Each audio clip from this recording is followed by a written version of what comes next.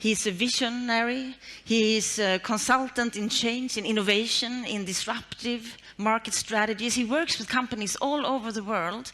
Ladies and gentlemen, please welcome Dietmar Dahmen.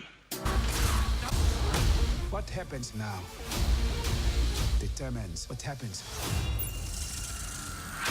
to the rest of the world.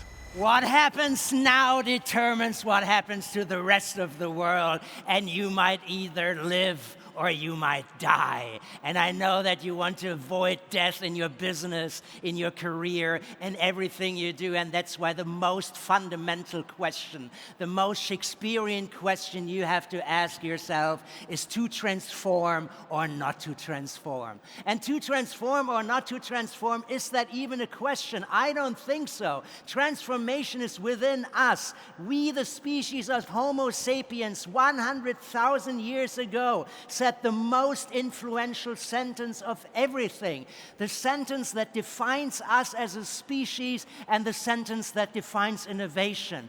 And that most dramatic, most heavy sentence of all is, hey, let's go somewhere new. We've been here before. We want to do the new things. I like where I lived, but I want to go someplace else. I say no to the existing. I don't want to stay here any longer. I love the planet. I love the lake. I love the monkeys. It's all cool, but I want to go somewhere new. I say no to where I am. And saying no is the key of everything. Saying no kicks off any change. If you say yes, you don't change. So we all love what we do, but find the hate, find the thing that is frustrating and change that. I always say the Stone Age did not end from a lack of stones. We had stones like crazy. The Stone Age ended because somebody said no.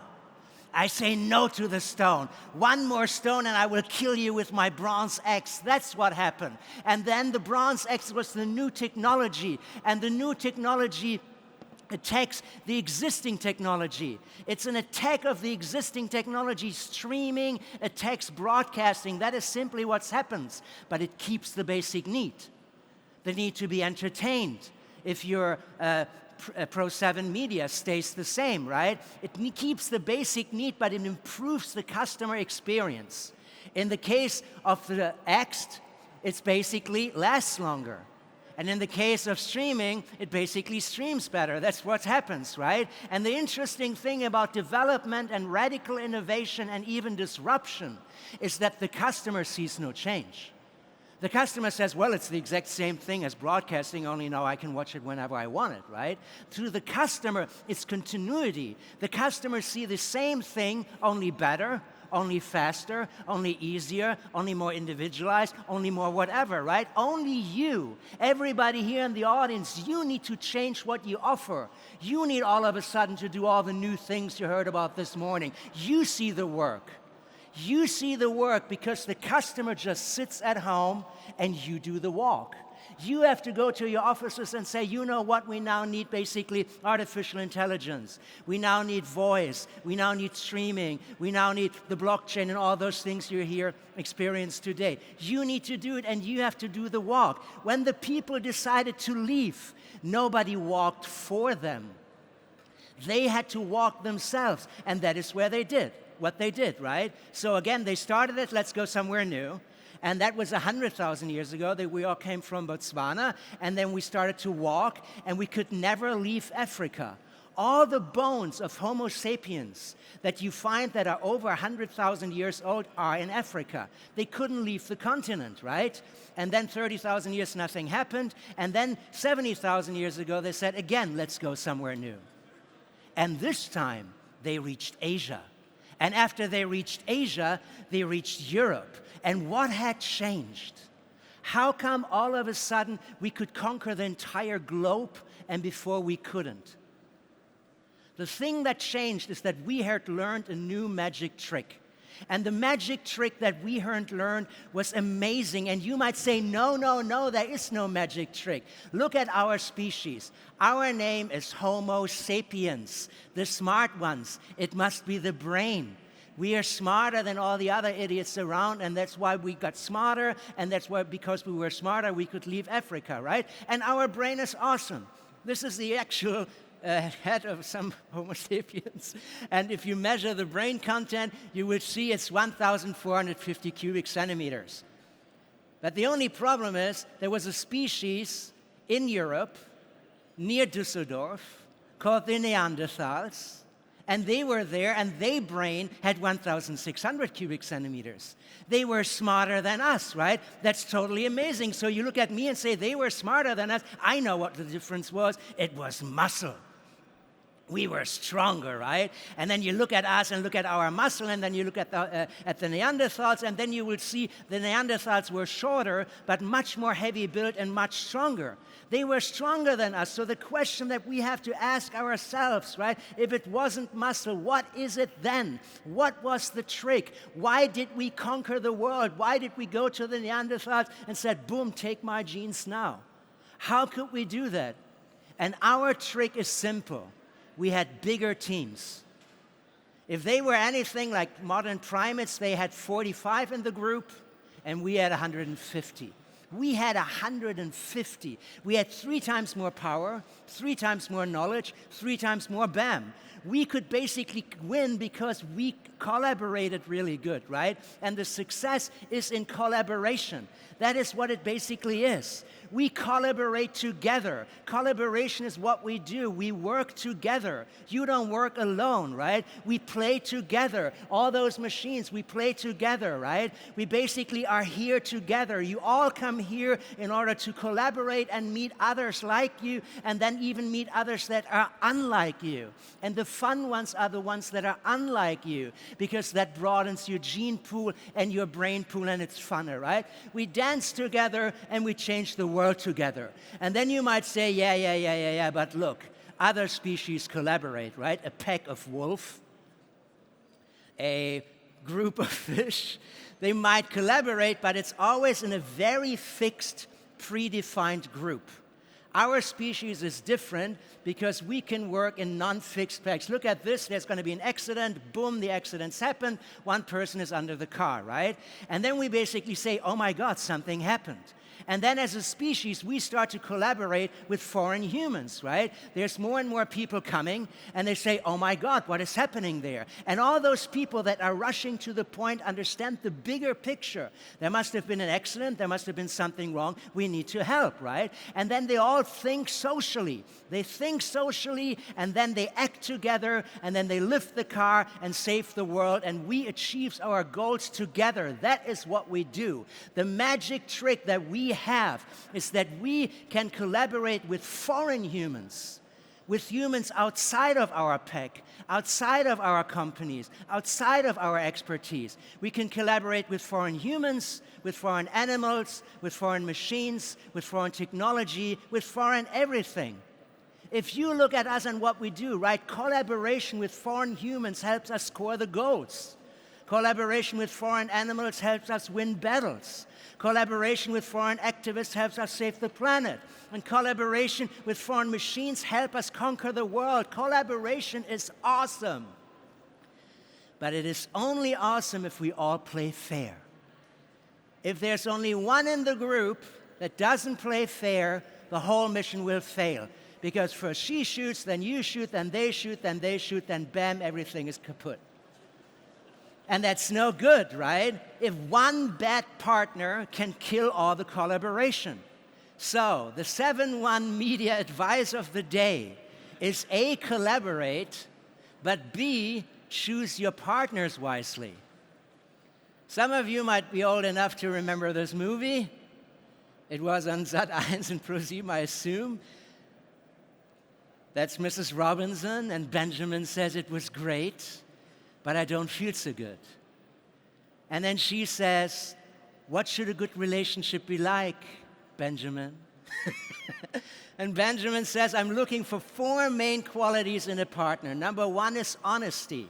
If your partner, your media partner, your advertising partner, whatever, is not honest, no good. Number one is transparency. What are they doing and what are they doing for you? Number three is responsiveness. You have to answer quickly. You ask and you have to answer. And the most important foundation of everything is trust. We are basically in a meeting where we are meeting new people constantly, and they stand there. And you see them for the first time, the new technology, the new partners, the new business, whatever. And you ask yourself, can I trust them? Can you trust those guys? Can I trust their offer? Can I trust them with my data? That's what happens. And in a dual situation, it used to be that we said, hey, if there's basically a fight, it's survival of the fittest, right? If I can aim really, really good and hit you right between the eyes, boom, then I win. But that's not true anymore. It's not survival of the fittest, it's survival of the fastest. If I shoot faster than you and I just hit you somewhere, the knees, poof, I still win. But that's not true anymore. Being the fastest isn't enough. Today, we live in a world of love and understanding. And today, it's survival of the most trusted. It doesn't matter how fast you are, it doesn't matter how fit you are. If I don't trust you and your offer and your broadcasts and all those kinds of things, I won't work with you. If you look at that, that's amazing. More Americans are afraid of cybercrime than of becoming a victim of real crime. Cybercrime is really big. Consumers are less willing to sacrifice security and safety for convenience. They used to say, yeah, take my data, give me everything. Now they say, no, no, no, no, no, right? We can buy 5-star reviews, and basically we even stop believing in Instagrammers and stuff like that because we don't trust them. And if you don't trust your partner, nothing will happen. Trust is the foundation. So you have to ask yourself, especially at an event like this, who is the most trusted? This is a technological event. What could the most trusted be? A technological solution. The most trusted is the blockchain. And the blockchain is a relatively complicated thing. So what I'm going to do is I'm going to drink first before I explain it to you. Bombay Sapphire. Thank you, Next M. Thank you, Pro7 Media. Oops, hang on. Smells fantastic. Cheers to all of you.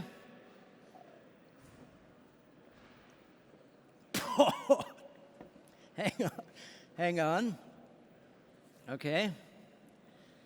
One more. Blockchain is not that easy, but it's a little bit easy. Cheers again. I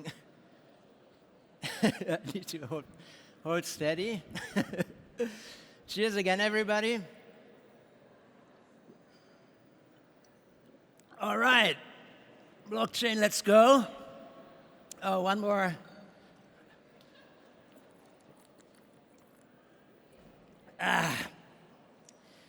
Wow. So the question is, how could I drink all that gin?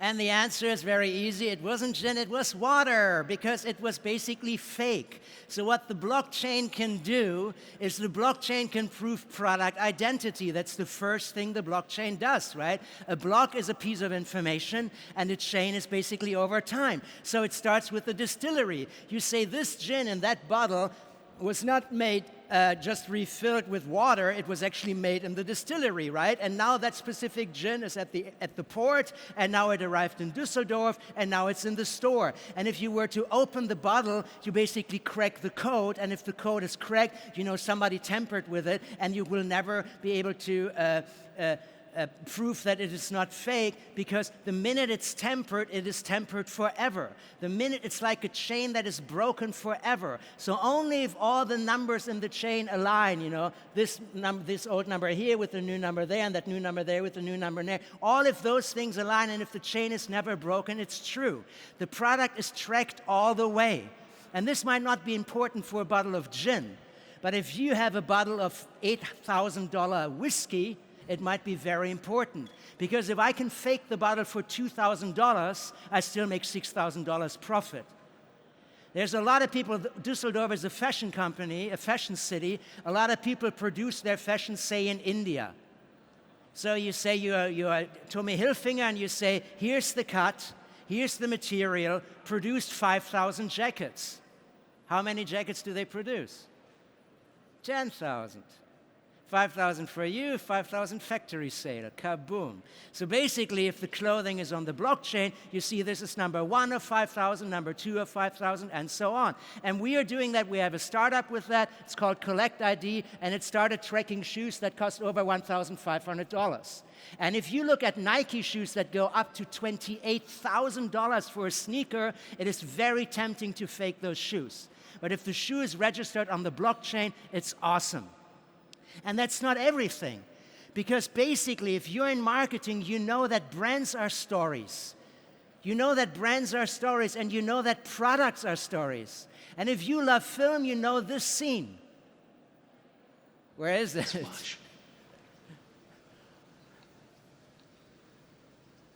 This watch was on your daddy's wrist when they were shot down over Hanoi. It was captured, put in a Vietnamese prison camp. I hid this uncomfortable hunk of metal up my ass 2 years. Little man, I gave the watch to you. This scene is about the history of the watch. It's not the value of the watch itself. In Pulp Fiction, he fights and basically kills people to get back to that watch because of the sentimental value. And if you're thinking about saving the planet, for instance, again, Düsseldorf is a fashion capital, and fashion uses tons and tons of energy just to produce new things, and people don't buy old things because they say they are used, they are worthless.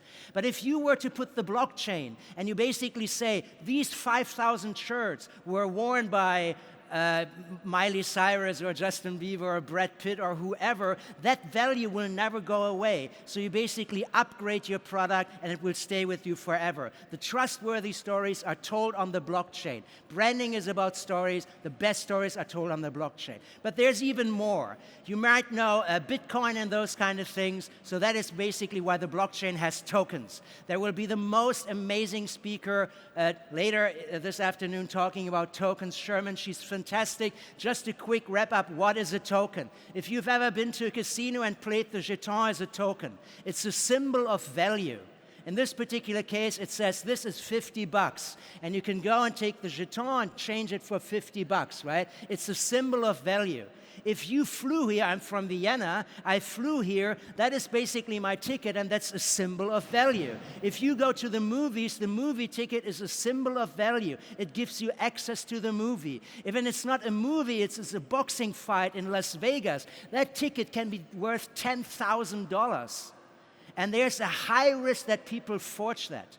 Counterfeiting those things is there, and you can counterfeit the value, but not if those tickets are on the blockchain.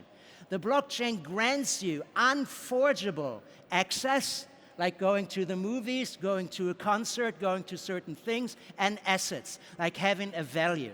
That is what a token is. I hope it's not too complicated. Now it gets a little bit funner because the blockchain can do even more. If you again look at 7-One Media, the most amazing show is Germany's Next Top Model. On Facebook, you can like her. You can say, yeah, I like her. That's it. End of stories. There's a startup from Switzerland that's called Fuse, and with Fuse you can invest in her. You can buy the token of her. You can buy into her fame. That's what happens, and then the value rises, and then you can capitalize on it by basically selling the thing again, right? And you can buy value with anything. You can buy the fame value, the branding value, with anything, and excess value, be that brands, games, shows, or people. And as of today, the world premiere here at Next M Düsseldorf, now you can buy the token of me.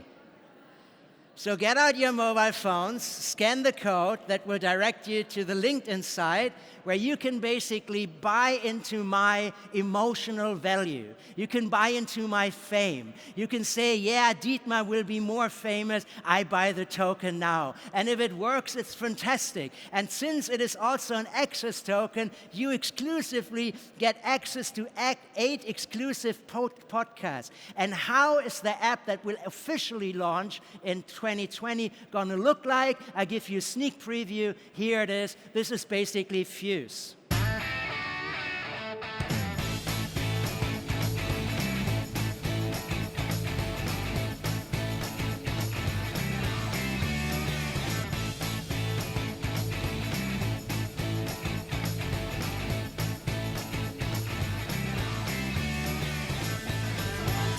Take my hand and come with me because you look so fine that I really want to make you mine.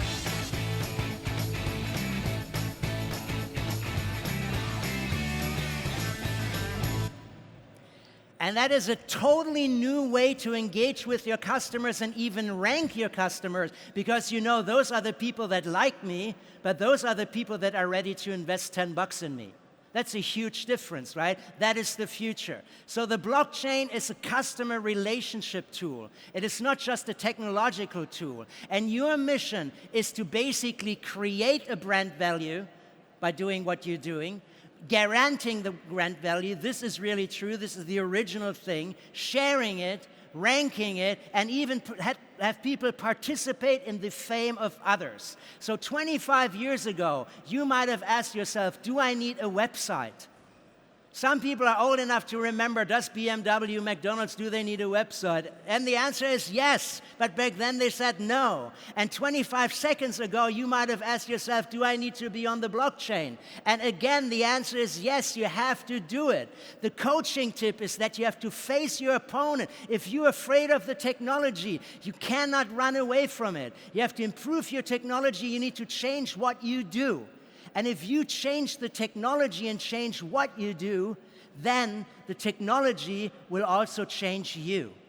And in the beginning, you might be afraid and say, that's a different game, I'm in a different ring. Blockchain, I don't get it. But then you get a little bit better, and then you understand, oh, I have new possibilities. Look, I have a sword. And then you understand, I have new opportunities. I'm protected against theft, and I'm protected against all kinds of things. And then you see there's a new business character. And if you have a new business character, you have a new business model and a new revenue model. And the new idea that you are here to create is that you shift your things from product to service. That's what you need to do. The last couple of minutes, I think I have 7 or 8 minutes left. Let's look at a bit of service that you can have now. First, obviously, artificial intelligence. We heard a great talk about this from Google this morning, but let's share what I think about artificial intelligence. There's a famous project in Switzerland where the ETH Zurich basically puts artificial intelligence in the hand of a restaurant in the mountains. And the artificial intelligence analyzes the weather. It's a nice weather. Then it basically predicts how many guests are there. If it's sunny, there's going to be 350 guests, right? And then it predicts how many staff you will need. With 350 guests, they're all outside. I need a lot of waiters that walk outside, so I need 7 waiters more. And then it organizes those waiters. Because you don't put it on a blackboard, you basically send them WhatsApp. Do you have time, Joe? Yes. Do you have time, Peter? No. Do you have time, Mary? Yes, right? And then it predicts the supply. People will drink a lot of caipirinhas and organizes the supply. This is all done by machines. The artificial intelligence is smart. It's specific, measurable, achievable, realistic, and time-based. And if the artificial intelligence does all those things, what does the owner do? She's the owner. What does she do? She does loving and belonging. You don't go there because it functions. You go to a place because it's awesome. She does all the emotional things, and the artificial intelligence does the shit down there. Her goals are not smart. Her goals are cool, customer-oriented, open to the new, loves the job, hangs out, and doesn't worry. That's a thing, right? Next thing, couple of minutes left, Mr. Mixed Reality. There's awesome augmented reality and virtual reality there, right? And that is basically experience on demand. You can jump into things here. You can land on the moon. You can do all kinds of awesome things. And we thought that by now, or actually by 2017, everybody has virtual reality at home and only plays those things at home, and it didn't happen. It's not a private thing, but it's a professional thing, right? Mixed reality is a professional tool, especially if you wear the goggles. But augmented reality on a phone is a phone tool because it's magic on demand, right? You can basically scan this little piece of paper, you scan the paper, and then, kaboom, it's a Louis Vuitton bag. And you can send photos to your friend and say, look, I have a Louis Vuitton bag. It's knowledge on demand. You can go to the bus, you can scan the bus, and then the augmented reality tells you it leaves in 52 seconds, has 21 seats left, and will arrive at my destination at 4:17. And that's not the end of the story because you can buy the ticket. It's service on demand. It's service on demand not just with buses, but also with media. I could watch this film, Reservoir Dog. I could basically scan the guy, who is he, and then the artificial intelligence tells me that's Harvey Keitel, plays it out on augmented reality, shows me the other movies he's in, and I can buy Pulp Fiction. And that's not the end of the story. If you have an iPhone 10 or better, you are rendered in 3D. So I can basically scan his face, press role play, and kaboom, it's me. And then in the movie, I can push gameplay, and then I get a gun, and then I basically take that gun, and then I kill everybody. That's basically what could happen. If you watch a horror movie, you can watch the horror movie. There it is. Then you put out your phone, and then phone is taken out, kaboom, she's in your room. Basically, augmented reality helps you change those things, right? And then she comes towards you, and the horror movie becomes a reality, an augmented reality, but a reality nonetheless. And the amazing thing about that is that she never leaves. Then you say scary, but there's also funny things, right? This is Düsseldorf, this is the Königsallee, and you're walking through Königsallee with augmented reality or even virtual reality, especially with 5G networks. You can say, hey, you know what? Let's change all the people on this street into chicken.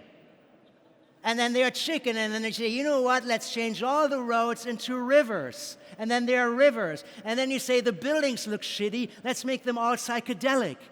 Currently, we have individualized audio reality with headphones, but you can have individualized and personal video reality. And you can trip out and go through Düsseldorf and say, wow, nothing is real. And then you say this is a dream. Well, it's not a dream, because in Russia, the cows have VR sets to fight anxiety.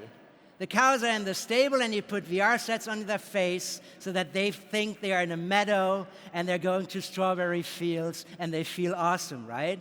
So the 7-1 media tip is, dare the new, do the new, avoid the analysis paralysis. Europe is the king of analysis paralysis. We always want more research, and then more research, and then we want to see more proof that it might work, right? And then in the end, we basically can't see anything. The number of scientists, Europe, we are the leader in the world. This is China, this is USA, this is Europe. The number of publications, we are the leader in the world. The number of unicorns, of businesses over $1 billion, we are losing big time. We have nothing because we have no guts. Don't think about it, do it. Don't think about, oh, look, one should invest in the token. Do it. Don't be lame, right? Basically, get out of the thing. Avoid the analysis paralysis. Get out and basically say, let's do this, and get ready to fight. That's what you need to do. You need to get out. And in order to do that, especially if you're European, you have to kill your inner fears. Because your inner fears are big, and then you say, but there's not enough research. What if I invest in something and the money is gone? Then I would be sad forever, right? You have to kill the inner fears. If you are coming back from this event and you're in your office, right? You have to basically not do this, where you say, I know what I'm going to do after this event. I'm just going to do nothing. I'm going to sit there and I'm going to do research, and that's what I do. You have to kill your inner fears. You have to, the weaker products, the weaker everything. The winner knows, in order to fully do the new, you have to kill the old. But again, we love the old, right? We love the old. We just love to hang there and smoke a cigar and feel great. And then we even find reasons why we never have to change. And I call those reasons the pillars of comfort. And you say, you know what? The market isn't ready. My market isn't ready. It's Germany. We are not China. We are not the US. It's not ready. And actually, my people aren't ready. My people aren't ready. If you talk to them about blockchain, they walk away and they are bored and they say, no, no, no, I don't want to deal with this. I don't want to go out of Africa. I don't want to leave the comfort of the non-blockchain world. And then you might even say, my customers aren't ready yet, you know. My customers aren't ready. They just want to sit there. And then you come up with a brilliant idea and you say, you know what? I'm going to make sure that those fantastic pillars of comfort are never going to be removed. I'm going to make sure that they stay here forever and ever because it's my company, and here happens exactly what I say. And as long as I am here, and as long as I am the head of this thing, I will not do the new, because the new is dangerous, and the comfort zone is basically not dangerous. But we all know that the comfort zone is dangerous. The comfort zone makes you static, and static is never good. If you want to go somewhere new, if you want to leave the old, you have to kill the static. And then you say, I know how to kill it. I'm in an office, and I'm going to use this really dangerous piece of, what is that shit? Doesn't really work. This doesn't work, but I'm going to use it anyway. And then at one point somebody says, hey, that's the wrong tool. You can't use the wrong tool. And then you say, you're right. I need a better tool, and I need this from Shining. And then you say, I need the Shining tool. And then you go, yeah, Shining, I kill you, much better. And it is much better, but it is still too slow because the Chinese are already ahead and the Americans are ahead. And then you say, I know what I'll do. I need a real tool because, let me just protect myself, because big jobs need big change, and big change means the big changed saw.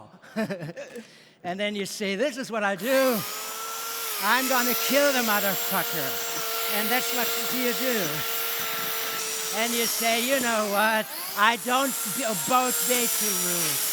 I kill the things. I kill the things big time because I don't care what people say. Change the world and win the fight. Thank you very much.